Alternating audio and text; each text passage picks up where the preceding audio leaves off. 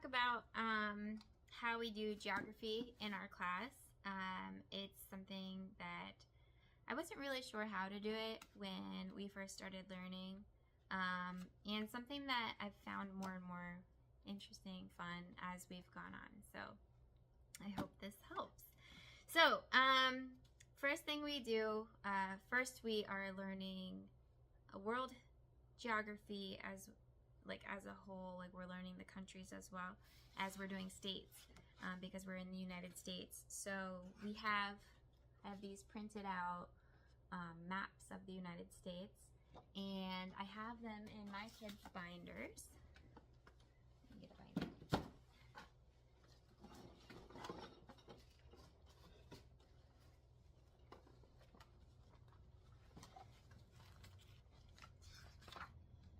So I have them in my kids' binders where they're in a protector, and they'll fill out with a whiteboard marker either the abbreviation or actual spelling. My son is having a hard time writing in this space, is probably getting sick of it right now.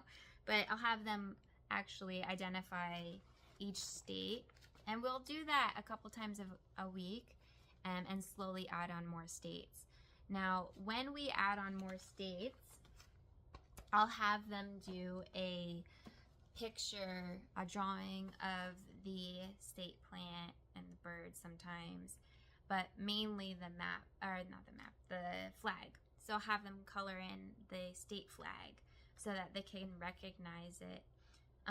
Once they are able to identify the flag, the capital, and identify it on the map, on the blank map like this, my kids, I give them one of these little pins as like, oh, you've passed this level, you got this badge, right? So they actually made these banners themselves in our sewing class. So they got these pins, and actually this is the set that it came from. So I got it on Amazon, and actually has all of the national flags as well as the flags of the USA, and actually has the Canadian provinces as well as the flag states of Australia. Okay, so you get all of those pins. Very nice. So they each have their own set of these pins that they're slowly earning over time.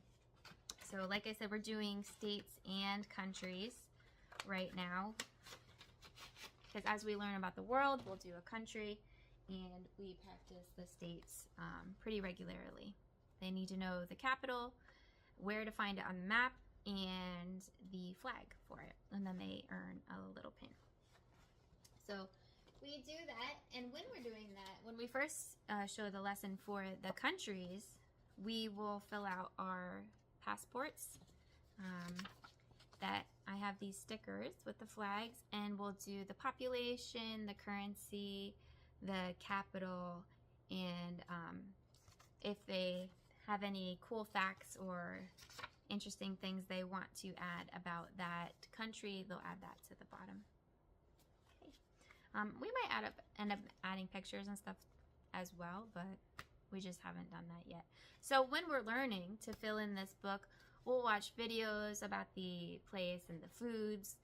Maybe we'll cook a dish that's from that place. For example, we're doing Italy right now. We're gonna make pasta, so homemade pasta. And my kids are actually really excited about that part, like being able to not eat the food of every country, but make the food. They enjoy the cooking part, the cooking aspect of making the food.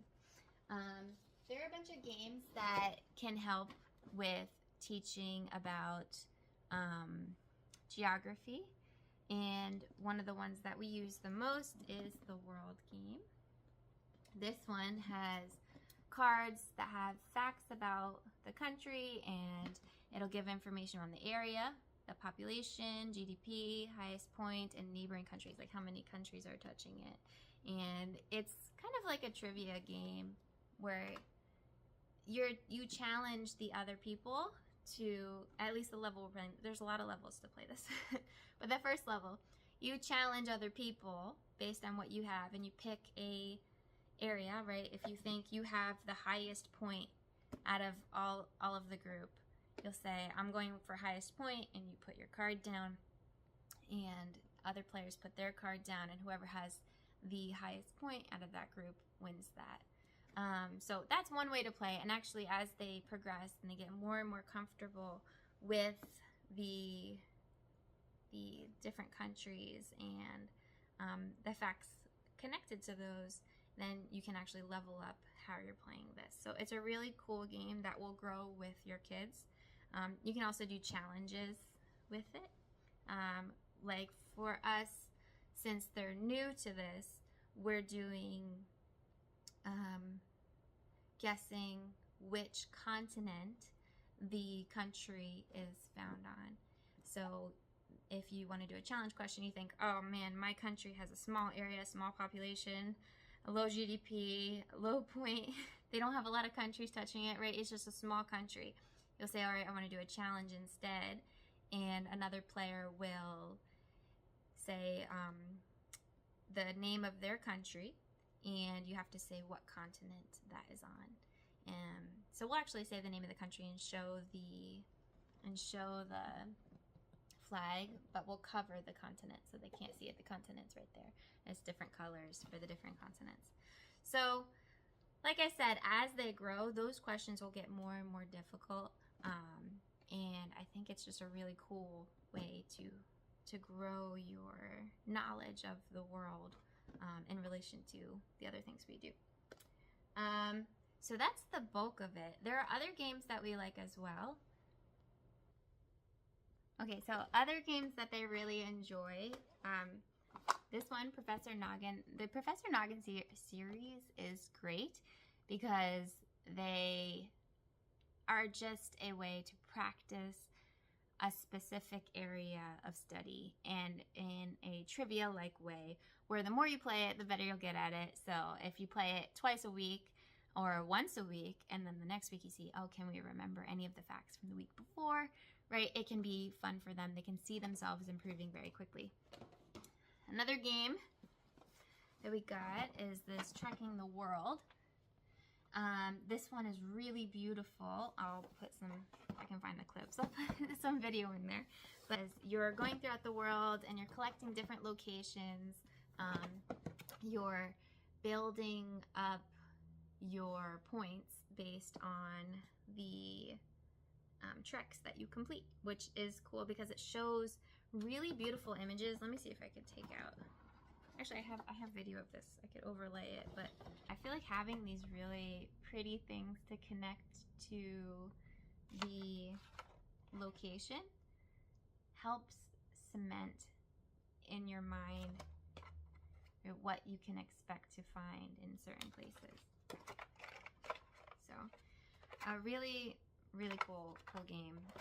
Definitely, I would say this is probably, I would say an 8-year-old could play it if they're an 8-year-old that likes board games.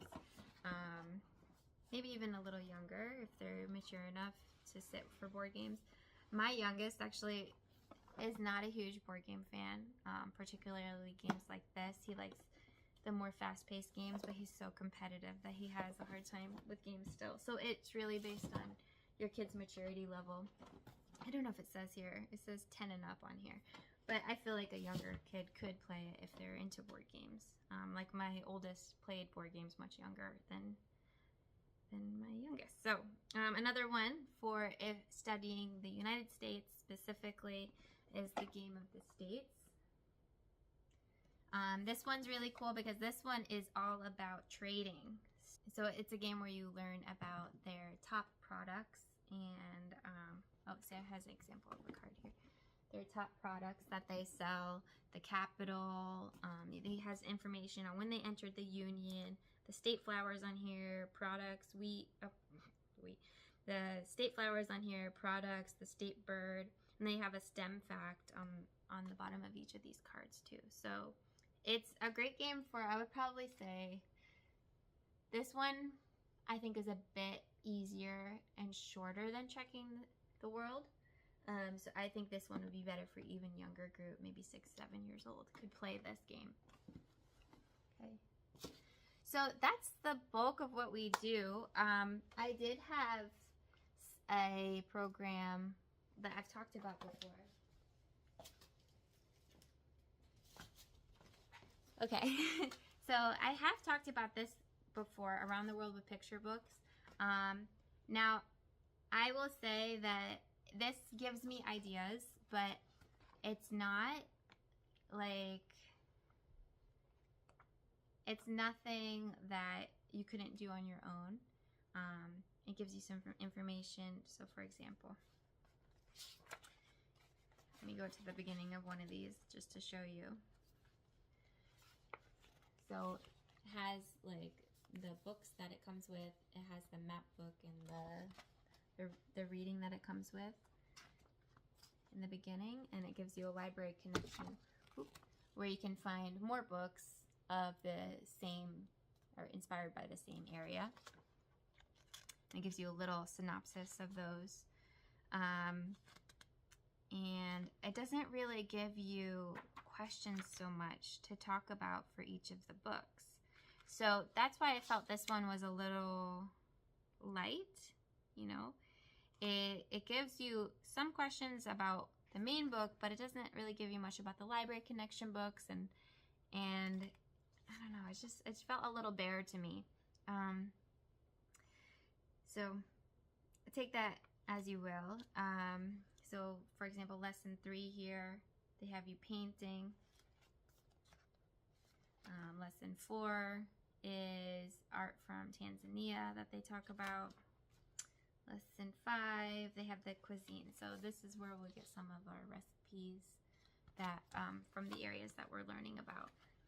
Okay, the back of the book does have some pictures for each area for you guys to paint or color in. It does have a picture of the country shape and the flag for you to use. But all this stuff can be found online. Like, it's not something that can't be done on your own. But I guess it's nice that it's all put together for you. So we'll use this occasionally, but not a ton. And then another thing that was really popular that we got, but don't find reaching for so much, is Material World and Hungry Planet. I think these were Charlotte Mason, Simply Charlotte Mason, like, suggestions. And because they're so old, like the photos are so old, I just feel like my kids don't find it like terribly interesting. Like, this is from 1993, right? And I'm sure there are similarities, of course, between, you know, what you see here and now. But I find just finding videos about people traveling to those areas and stuff like that is much more engaging for my kids than these books, though they might flip through them from time to time. The Hungry Planet one I find really cool because it has the food, but I don't know, I think it tells the prices too for things. Let me double check if I remember correctly, because we haven't used this in a while. Yeah, so it'll also have, like, for example, the prices. I don't know if you can see that for foods. And I feel like it's so out of date that it's not the best reference now, though it is used a lot, I think, in the Charlotte Mason circles is where they use it a lot. So those we use, but we're not like in love with. So if you're on the fence with this, maybe you could borrow it from someone to see if it works for you before you get that. But definitely, like, the World game, I would highly recommend that one. And the Professor Noggin ones are really cheap, and I think they're really cheap anyway. And they're pretty straightforward and fun to play. You could also get games on animals from that area as well. So if you want to integrate everything together, you know, you're learning about maybe the animals of a certain location. you could get games that are around that. I don't know. I'm just throwing out ideas now. It's like always going. So anyway, so that's what we do. My kids have become much more motivated since we started this, you know, earn a badge type thing. And we're actually expanding this. So my kids are going to be learning about microscopes. So they'll be earning a little microscope pin when they complete their microscope testing. And they're going to make their own lab coats. So when they do that, they'll get a little lab coat. So as a part of their sewing lessons. So I hope this helps. Sorry for the rambling. And I hope you have a great rest of your day and week. And I'll see you next time. Bye.